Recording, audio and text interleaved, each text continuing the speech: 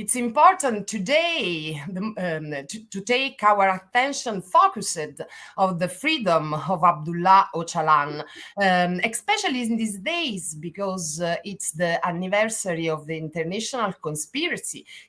that took President Öcalan in the İmralı prison. He is still there in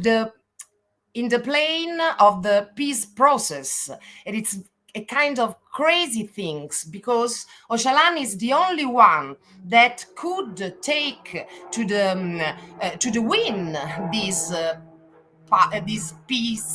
path towards peace in the Middle East, and it's the only seed that can spread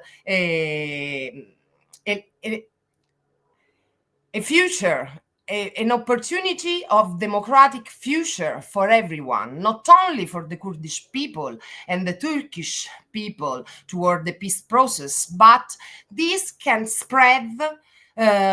toward the whole Middle East that is gained by war threats and the genocide of the Palestinian people. It's important to be focused on this, on Öcalan and this peace process, because in the world is the only peace process that take to the political level an armed conflict. And this is the example we need to imagine a future of rights for every one of us.